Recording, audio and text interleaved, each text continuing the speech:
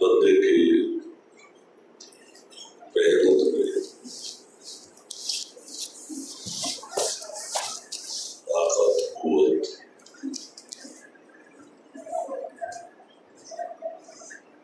اثر، قبولیت، یہ تب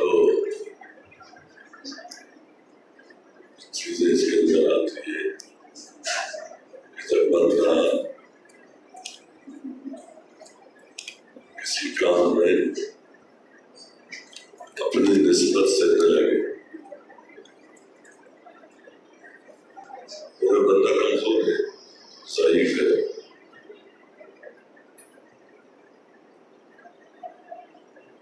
اور اپنی نسبت سے جو لگتا ہے تو اپنی طبیعت کی وجہ سے لگتا ہے، اپنے خواہش کی وجہ سے لگتا ہے، اپنے جی چاہنے کی وجہ سے لگتا ہے.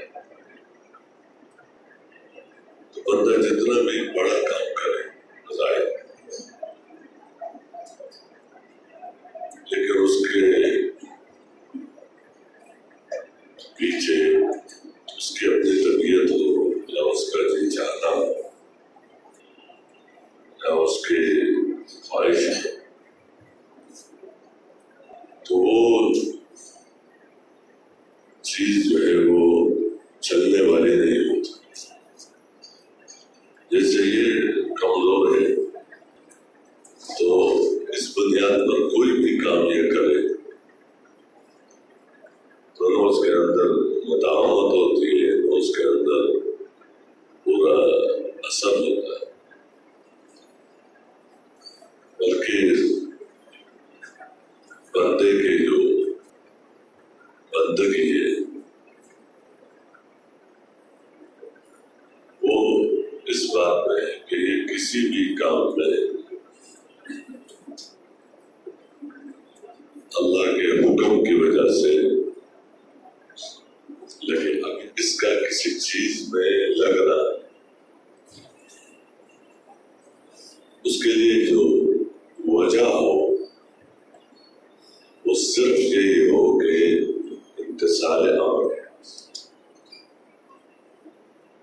اب ایک امر الگ بات ہے، ایک امر ایسا ہوتا ہے کہ اس کے پورا کرنے کی بہت ساری شکلیں ہیں، اس کے پورا کرنے کی بہت ساری شکلیں ہیں. وہ امر کسی ایک شکل میں منحصر نہیں ہے، لیکن شکلیں جو بھی ہو، لیکن شکل میں لگنا حکم کی وجہ سے اپنی طبیعت بنیاد ہمارے اس تبلیغی کام میں اللہ کے قصے جو ہوتے ہیں نا، یہ ضرور اس میں کچھ اتار چڑھاؤ ہو ہی جاتا ہے، کیونکہ کسی نے قصے سنا، کسی نے قصے سنا، پتہ نہیں بات کہاں سے کہاں تک پہنچ جاتی ہے، لیکن اس کے اندر کچھ نہ کچھ مل ہی جاتا ہے. ہمارا جو یہ تبلیغ کا کام ہے تو ظاہر بات ہے اس میں علماء حضرات کی تائید اس چیز سے کام بڑھتا ہے. اس لیے ہر زمانے کے علماء کی ذمہ داری ہوتی ہے، اکابر علماء کی. کہتے ہیں نا کہ یہ جو علماء حضرات ہیں یہ ٹھیکیدار نہیں. ٹھیکیدار کا مطلب یہ ہے کہ جو بھی دین کا کام ہو بس جو یہی کریں گے اور کوئی نہیں کرے گا. کیونکہ حیثیت مسلمان ہونے کے جو بہت ساری چیزیں ہوتی ہیں جس میں لوگوں کو لگنا ہوتا ہے، جن کے کام کرتے ہیں، تو یہ ٹھیکیدار نہیں ہے، لیکن یہ چوکیدار ضرور ہے. ٹھیکیدار تو ہے کہ ہم نے کرنا ہے اور کسی نے نہیں کرنا، بلکہ وہ درجات ہوتے ہیں. بعض کام کسی کے کرنے کے ہوتے ہیں، بعض کام کسی کے کرنے کے ہوتے ہیں، بعض کام کسی کے کرنے کے ہوتے ہیں. یہی تفقع ہوتا ہے اعلیٰ اور ادنا. اس کے ضمن میں بھی سے ایک بات عرض کروں. مولانا الیاس رحمۃ اللہ علیہ مولانا عبید اللہ صاحب علم میں بڑے پکے تھے، علماء کے علمیات میں تھے، اور مولانا الیاس رحمۃ اللہ علیہ کے زمانے کے یہاں جب کبھی آ جاتے ہیں تو بخاری میں کبھی مفتی صاحب کو بلا لیتے تھے، عبدالعزیز صاحب اللہ والا. تو مولانا الیاس رحمۃ اللہ علیہ ان سے بات فرما رہے تھے کسی موضوع پر. تو مولانا الیاس رحمۃ اللہ علیہ وہ تو ہر وقت اس پر ایک حال تھا کہ بس اس پر بھی لوگ اشکال کرتے تھے اس زمانے میں بات کہ بس یہی ہے، یہی تبلیغ ہے بس. تو حضرات اس کا جواب دیتے تھے. مولانا شکر الدین رحمۃ اللہ علیہ کہتے کوئی بھی کام چل نہیں سکتا جب تک کچھ لوگوں پر وہ غالب نہ ہو، جب تک ان پر کیا وہ غالب نہ ہو تو وہ چل نہیں سکتا. ایسا کبھی بھی فرماتے تھے کہ پتہ نہیں اس میں کسی معمولی کوئی چونٹی کے ساتھ بھی کوئی لڑائی یا کچھ اس طرح چیز آ جاتی تو ہمارے بزرگوں میں سے ایک بزرگ کا نام لیتے ہیں، وہ فرماتے ہیں انگریزوں کی وجہ سے پھر ان پر اتنا وہ غالب تھا کہ نکالو کہ جہاں جو کچھ نہ کہتے ہیں ان کی نفوست ہے بس. تو مولانا پر یہ غالب ہوتا ہے کیونکہ اس کے بغیر وہ چیز کو وجود نہیں ملتی کہ وہ آگے چلے. اللہ من جانب اللہ کی طرف سے بعض لوگوں کو اللہ پاک کسی چیز کے وجود میں آنے کا ذریعہ بنا دیتے ہیں. اگر مولانا ان سے بات فرما رہے تھے تو ان کو پانی کی ضرورت پڑ پانی مانگو. تو ایک نوجوان چھوٹی عمر کا بیٹا ہوا تھا، وہ اٹھا پانی لینے کے. تو مولانا عبید اللہ صاحب خود اٹھے لینے کے لیے. مولانا الیاس رحمۃ اللہ علیہ ان سے فرمایا کہ یہی تو سمجھاتا ہوں آپ کے ساتھ ہی. اب جو بات میں نے آپ سے کرنے کی اس کے مخاطب آپ ہیں، آپ ہی سمجھ سکتے ہیں، یہ چھوٹا نہیں سمجھ سکتا. اور جہاں تک پانی کا تعلق ہے تو یہ چھوٹا لا سکتا ہے. اب جب آپ چلے جاؤ گے پانی لینے کے لیے تو ایک تو جو ثواب وہ کما سکتا تھا اس سے وہ محروم ہو گیا جو وہ کر سکتا تھا، اور اسی وقت میں جو آپ سے بات کر سکتا تھا وہ بات بھی نہیں ہوئی. تو اسی کا نام تو تفقہ ہے،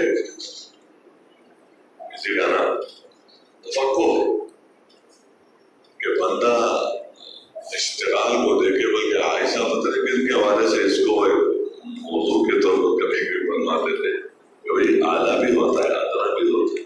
اب ہر موقع کے پھر اسی کے اندر اعلیٰ اور ادنا ہوتا ہے. اب اگر بندہ اعلیٰ میں لگ جائے تو بظاہر ادنا میں نہ لگنے کی وجہ سے ادنا اور نقصان آ جائے گا، نظر آ جائے گا. اور اگر ادنا میں لگ جائے اعلیٰ میں نہ لگے تو ادنا میں لگنے کا نفع تو ہوگا لیکن اعلیٰ میں نہ لگنے کا نقصان ہو جائے گا. اس پر پھر فرماتے ہیں کہ اگر اعلیٰ میں لگے تو اعلیٰ میں لگنے کی وجہ سے جو نفع ہوگا وہ جبیرہ ہے اس نقصان کا جو ادنا میں نہ لگنے کی وجہ سے ہے. لیکن اگر ادنا میں لگنے سے مثلا جو نفع ہوا بھی وہ جبیرہ نہیں بن سکتا ہے اس نقصان کا جو اعلیٰ میں نہ لگنے سے ہوا. اس لیے تحقیق کرنا کہ مجھے کیا کرنا ہے. اس پر پھر آگے بتا دیتے ہیں کہ جب کام ہے جب مشورے سے تمہارے ذمہ لگ گیا تو اسی میں لگو. اسی میں تو پھر یہ حضرات اور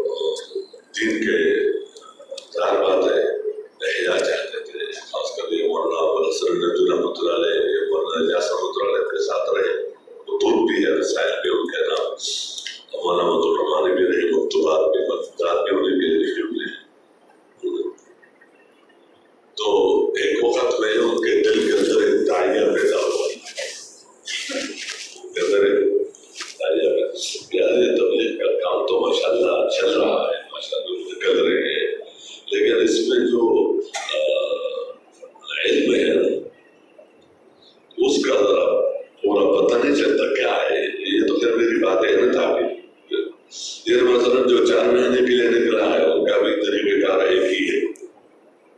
جو آگے زیادہ وقت کے ان کے بھی یہی نصاب ہے یہی اعمال ہے. چلنے کے لیے اس کے لیے بھی یہی ہے. تو اس میں کم از کم اتنا تو ہونا چاہیے کہ چلنے والا ہو تو ان کے پاس اتنا علم ہو, 4 مہینے والا ہو تو ان کو ذرا علم یوں ہو پلان یوں ہو, اس طرح وہ ایک چیز سوچ رہے تھے. تو سوچتے سوچتے ان کے دل کے اندر بات آئی کہ اب جو ہمارا اپنا علاقہ ہے یہ لکھنؤ جو علاقہ ہے اس میں ذرا ہم اس کا تجربہ کریں. تبلیغ ہو لیکن اس انداز سے ہو جس سے یہ فوائد متحقق ہو جائے یا جو بھی. اس کے بعد انہوں نے حضرات سے آ کے ہمارے اس علاقے میں ادھر جماعتوں کو اپنے بھیجا میاں خود کچھ کرنا چاہتے ہیں. رات نے فرمایا جی دن کا کام ہے. تو اللہ کی شان کرتے کرتے یہ لوگوں کا نکالنا آسان نہیں ہوتا. پھر اس کے بعد چلانا آسان کام تو نہیں ہوتے سب چیزیں. اب وہ حضرات جو چاہتے تھے وہ نظر نہیں آ رہا تھا. جو ایک اس پر وہ اس نتیجے تک پہنچے کہ گویا یہ وہ زمانہ ہے جس میں بندہ الگ تھلگ رہے لوگوں سے. جیسے پہاڑ کی چوٹی پر جاؤ بس معاشرے سے الگ رہو, اپنے ایمان کو بچاؤ, اپنے عمل کو بچاؤ, وہ چیزیں. دوبارہ مولانا منظور نعمانی صاحب رحمۃ اللہ علیہ انہوں نے یہ طے کر لیا کہ اب ان دنوں میں تو کوئی بات مانتا ہے نہ آتا ہے. اس لیے اب وہی زمانہ ہے ایک انحصار کا اور ایک طرف ہونے کا. لیکن یہ تو طے کر لیا کہ بات کسی سے نہیں کرنی. لیکن اب میری یہ بات کس حد تک صحیح ہے کیا ہے کیا نہیں, اس کے لیے وہ دلوں میں وہ حج کے زمانے حج کے چلو حج پہ چلے جاتا ہوں, وہاں دعا بھی مانگوں گا, کچھ استخارہ بھی کروں گا, جو بھی کروں گا وہاں شاید کوئی راستہ کھل جائے دل میں. لیکن راستے میں یہ طے کیا تھا کہ میں نے کسی سے بات نہیں کرنی. پورے جہاز میں بات نہیں کرتے تھے, نکل گئے آگے. جب وہاں پہنچے وہاں حضرات بھی پہنچ چکے تھے جیسے ان کا پہلے سے کچھ ایسے معمول ہے ہر دوسرے سال اس طرح وہ وہاں کے کام کے اعتبار سے. جب وہاں تھے تو مولانا کو آگے کا بات فرما لے, بیان کر لے, فجر بلا. میں نے بات نہیں کرنی, میں تو طے کر لیا ہے کہ کچھ بھی. پھر مولانا سعید احمد خان صاحب رحمۃ اللہ علیہ نے بیان کیا. ان کی بات سننے کے بعد مولانا نے فرمایا مولانا نعمانی صاحب کہ تمام تعریفیں اس ذات کے لیے جس نے اپنے گھر کے جوار میں پڑوس میں اپنے بندوں میں سے 5 بندوں کو اپنے 5 بندوں کے اصلاح کے لیے رکھا ہے. یہ نہیں ان کی بات کے بعد انہوں نے کہا یہی کرنا ہے, اسی طرح کرنا ہے. اب وہ اسی بات سے انہوں نے اثر لیا. تو ہر بات ہے جو بات کرنے والا ہوتا ہے وہ کسی کو نشانہ نہیں بناتا ہے کہ یہ بات میں نے کسی کو کہنا ہے یا کسی کو لانا ہے. یہ ہمارا جو کام ہے جو ایک عمومی ایک بات ہوتی ہے اللہ کی طرف سے جو رہبری جس کی بھی ہو جائے. بلکہ بعض اوقات ایک عام آدمی کم علم والا ان کے ذریعے سے کوئی بات ایسی پہنچ جاتی ہے یعنی ایک زیادہ علم والے کے پاس اور وہ اس کو آگے لے کر آگے بڑھا دیتا ہے. جو رب و مبلغ اور عامل سامعین ہے اس میں یہ بھی ہے کہ جو مبلغ ہے کم علم والا ہے وہ اس کے ذریعے سے بات پہنچ جاتی ہے کس کی طرف, زیادہ علم والے کی طرف, اور وہ آگے بڑھانے والا زیادہ ہو جاتا ہے۔ اس لیے یہ کوئی ایسی بات نہیں ہوتی، کبھی ایک انپڑھوں کے ذریعے سے بات پہنچ جاتی ہے، بات کو دیکھا جاتا ہے بات کیا ہے، کہنے والے کو بنیاد نہیں ہوتا۔ تو اس میں مولانا نے وہاں اپنے باتوں میں بات کی کہ بندے کا کام ہے اللہ کے حکم کی وجہ سے جس طرح اللہ چاہتا ہے اس طرح کام کرنا، محنت کرنا، یہ اس کی کامیابی ہے۔ نتیجہ اس کی کامیابی کی علامتیں نہیں ہے۔ اگر بندہ نتیجے کو دیکھ کر چلے گا تو یا عجب آئے گا یا ناامیدی آئے گی کہ میں نے یوں محنت کی، اسی میں اتنا آگے بڑھا اور میں نے کام کیا اور اس سے یہ چیزیں وجود میں آ گئی۔ اور اگر اس کا وہ نتیجہ ظاہراً نظر نہیں آ رہا ہے تو ناامیدی آ جائے گی۔ اور اس پر پھر فرمایا کہ انبیاء علیہ السلام نے اللہ کے حکم کے پورا کرنے کی وجہ سے محنتیں کی ہیں، اس لیے کامیاب سب ہیں۔ اور نتیجے کے اعتبار سے دیکھ لیں تو کسی کے ماننے والا ایک ہے، کسی کے ماننے والا ایسے بھی ہوں گے قیامت کے دن کہ ان کے ساتھ ایک ہی ہوگا، رجلان ہوگا، 2 ہوں گے، 3 ہوں گے، کم ہوں گے، لیکن یہ نہیں کہا جا سکتا کہ جن کے اس میں محنت سے زیادہ نے قبول کر لیا وہ تو کامیاب ہے اور اس کے حصے میں صرف 2 ہی آگے۔ نہیں، کیوں؟ نتیجہ تو اللہ ہی کے ہاتھ میں ہے۔ ہر چیز کا نتیجہ کس کے ہاتھ میں ہوتا ہے؟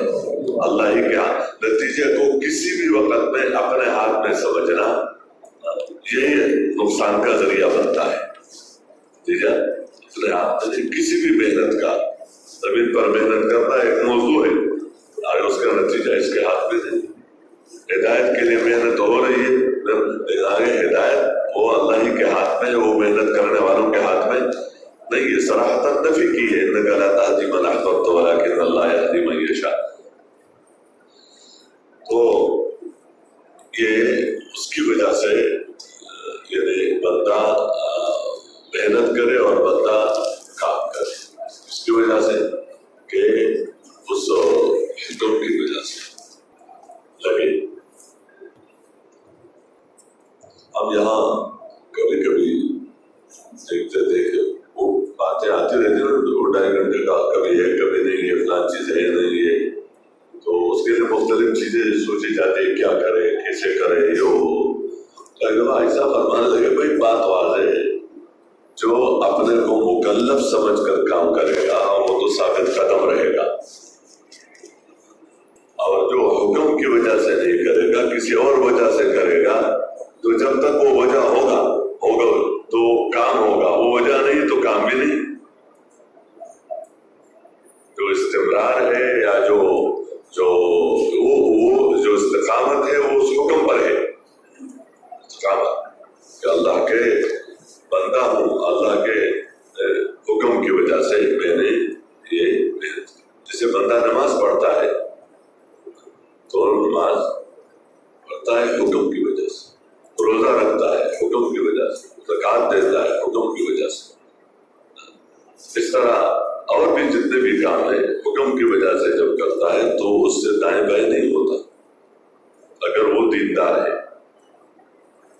اور جب اس کو بندہ یہ نہ کہتے کر لیا نہیں کیا تو ظاہر بات ہے اس پہ پھر وہ بات نہیں ہوتی، وہ استقامت۔ اب یہ جو اتنے نازک محنت ہے جس کے لیے اللہ نے خود ہی اپنے بندوں میں سے بندوں کو منتخب کیا۔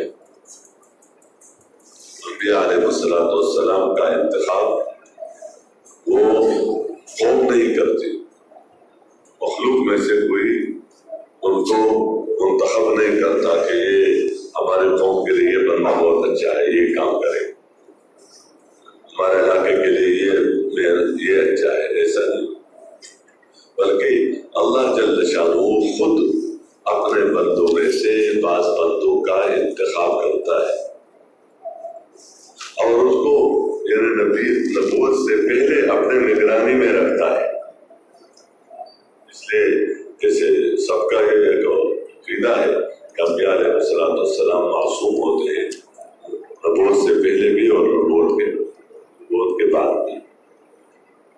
تو ایک طرف اللہ ہی کے نگاہ میں کسی کو یہ نہیں ہوتا کہ اس کو کہ مجھے نبوت ملے گی، مجھے نبی بنایا جائے گا. حضور صلی اللہ علیہ وسلم کو اللہ جل شانہ نے ارشاد فرمایا کہ آپ کو اس انتظار میں نہیں بیٹھے تھے، وَمَا كُنْتَ تَرْجُو أَن يُلْقَىٰ إِلَيْكَ الْكِتَابُ إِلَّا رَحْمَةً مِّن رَّبِّكَ. ایسے انتظار میں نہیں تھے کہ مجھے یہ بنائے. یہ تو اللہ ہی کی طرف سے دین ہے. اللہ عالم حیث یجعل رسالتہ، جہاں اللہ پاک اس ذمہ داری کو جس پر اللہ چاہے ڈالتے. اور ظاہر بات ہے اللہ جل شانہ کا انتخاب جو ہوتا ہے وہ چونکہ علم کامل ہے تو اس میں یہ نہیں ہوتا ہے جیسے دنیا کے نظام میں چلتا ہے، کسی کو کسی کام کے لیے منتخب کر لیا اور پھر چلتے چلتے چلتے بعد میں کہا کہ غلطی ہوئی ہے، ٹھیک ہی نہیں چل رہا، ہم نہیں رکھا، ہماری نہیں مان رہا ہے. تو اپنے کے اوپر کیا ہوتا ہے، یہ اس کے یعنی ظاہر بات ہے کم علمی کی بات ہوتی ہے.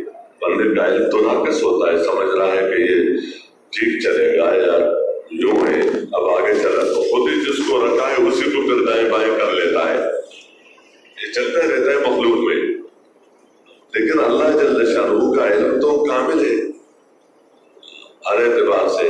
تو ایسا نہیں ہوا ہے کہ کیا یعنی کسی کو خدا نخواستہ کہا کہ چاہیے اپنی ذمہ داریاں انہوں نے اپنے فرض منصبی پوری نہیں کی، ایسا نہیں. اس لیے بالکل آخر تک جس طرح اللہ چاہتے تھے اس طرح انہوں نے. تو ایک طرف یہ کہ ایسے پاکیزہ لوگوں کو اللہ نے اس پاک کام کے لیے یہ جیسے دے دی، کیونکہ یہ اہم کام ہے، ضروری کام ہے اور ایک بنیادی کام ہے. تو اس کے لیے لوگ ایسے چاہیے کہ جن کی زندگی شیطانیت سے اور نفسانیت سے کیا ہو، وہ پاک، شیطانیت اور نفسانیت سے زندگی پاک. اب جس نے بھی محنت شروع کی تو اس اللہ کے حکم کی وجہ سے انہوں نے کام کیا ہے. اور یہ واقعی سب سے مشکل کام ہوتا ہے. کیا لیکن یہ بات کہ حکم ہے، پھر یہ ہے کہ جس طرح کہا جاتا ہے اسی طرح کرنے کا ہے. تو یہی بات ہے نا، فاستقم کما امرت ومن تاب معک، کہ جیسے حکم دیا گیا ہے اسی طرح کرنا ہے. تو اللہ جل شانہ کے ساتھ تعلق انبیاء علیہ السلام کا سب سے زیادہ، جب تعلق زیادہ ہوتا ہے تو اس کا استحضار بھی زیادہ ہوتا ہے کہ کہیں اس میں یعنی کچھ کمی بیشی نہ ہو جائے، یوں نہ ہو جائے، یوں نہ ہو جائے. اندر اندر سے ایک ڈر لگا رہتا ہے بندے کو. اب اس حکم کے پورا کرنے کی وجہ سے اللہ ساتھ ہو جاتے ہیں. یعنی اس لیے انبیاء علیہ السلام کے ساتھ یہ ایک بات طے شدہ تھی کہ جب قوموں میں یہ نبی محنت کریں گے تو اب ان کو مدد کی ضرورت ہوگی، جبکہ ان کا ساتھ دینے والا، ان کی مدد کرنے والا ابتدا میں خاص کر کوئی بھی نہیں ہوگا. اور پھر عمومی طور پر جو ماننے والے لوگ ہوتے ہیں یہ کم ہوتے ہیں. اکثریت جو ہوتی ہے وہ نہ ماننے والوں کی ہوتی ہے. یعنی یہ کام حضور صلی اللہ علیہ وسلم سے اللہ جل شانہ نے ارشاد فرمایا وما اکثر الناس ولو حرصت بمؤمنین. اگرچہ آپ جتنا بھی چاہتے ہو لیکن اکثر لوگ اس پر آنے والے نہیں ہوتے. اکثریت کے اعتبار سے وَإِن تُطِعْ أَكْثَرَ مَنْ فِي الْأَرْضِ يُضِلُّوكَ عَنْ سَبِيلِ اللَّهِ کہ صرف اس بنیاد پر کہ لوگ زیادہ ہیں اسی بنیاد پر قدم اٹھانا، تو جب زیادہ ہوتے ہیں تو کسی چیز پر میں زیادہ کا ہونا یہ اس کے حق ہونے کی بات نہیں ہوتی، بلکہ صحیح پر جمنا یہ ان کے حقانیت کی بات ہے، اگرچہ دو تین ہی کیوں نہ ہو، اگرچہ وہ دو چار ہی کیوں نہ ہو، توڑے ہی کیوں نہ ہو، لیکن اگر وہ صحیح پر کیا ہے جمے ہوئے ہیں تو یہ دلیل ہے کہ یہ حق پر ہے، خواہ تعداد کمی کیوں نہ۔ تو ان کے ساتھ اللہ کی طرف سے وعدہ تھا، وَلَقَدْ سَبَقَتْ كَلِمَتُنَا لِعِبَادِنَا الْمُرْسَلِينَ إِنَّهُمْ لَهُمُ الْمَنْصُورُونَ وَإِنَّ جُنْدَنَا لَهُمُ الْغَالِبُونَ، یہ انہی کے ساتھ وعدہ کہ یہ ایک بات طے شدہ ہے کہ ان کی مدد کی جائے، اور اس مدد کا ظہور ہوگا اس معنی میں بھی کہ اگر ان کے ماننے والے خواہ کم ہی کیوں نہ ہو، یہ خود اکیلا ہے یا ان کے ساتھ دو چار ہے یا زیادہ ہے، کم و بیش ہے، لیکن غلبہ ان کا ہوگا، یعنی آخری نتیجہ بات ان کی چلے گی، وہ نظام یا وہ بات جس کے لیے ان کی بعثت ہوئی ہے، تو ان کی بات چلے گی اور ان کی مدد کی جائے گی۔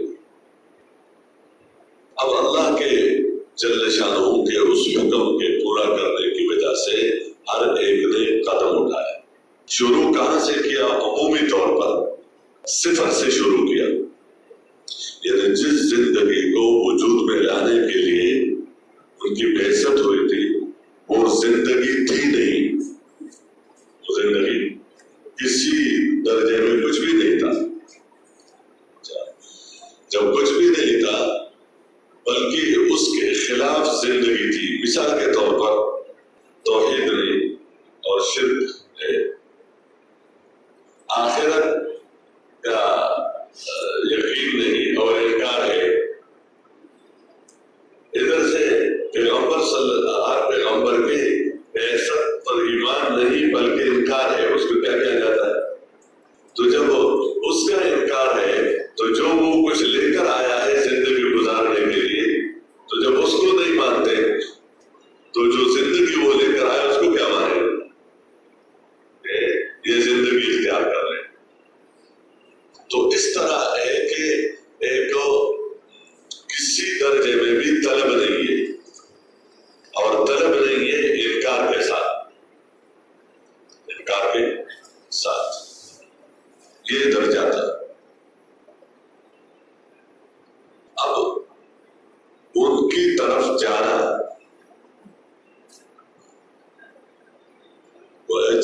یہ ہوتا ہے کہ یعنی خود بخود نہیں جاتا ہے، خود بخود نہیں جاتا، بلکہ رسول کا مطلب یہی ہے کہ مجھے بھیجا گیا ہے، اس لیے جگہ بجگہ ان کے لیے جو الفاظ ہے وہ یہ ہے کہ وَلَقَدْ أَرْسَلْنَا، ہم نے بھیجا، قوم سمود کے پاس صالح علیہ السلام کو ہم نے بھیجا، ہود علیہ السلام کو ہم نے بھیجا، اس طرح جو بھی ہے تو ہم نے ان کو، اور جب تک اللہ کی طرف سے جانے کا حکم نہیں تھا وہ اسی قوم میں تھے اور وہی صحیح زندگی گزار رہے تھے، صحیح زندگی گزار رہے تھے، لیکن اس زندگی کی طرف داعی نہیں تھے، کیوں؟ دعوت کا حکم ہی نہیں تھا کہ اس زندگی کی طرف بلاؤ، اس لیے وہ صحیح زندگی گزارنے کی وجہ سے وہ سب کے ہاں محبوب بھی تھے، امین بھی تھے۔ ساتھ یہ دو باتیں تو بہت زیادہ ضروری ہوتی ہے کہ بندہ کسی بھی ادارے میں، کسی بھی شعبے میں، کسی بھی کام کرے تو امانت اور صداقت،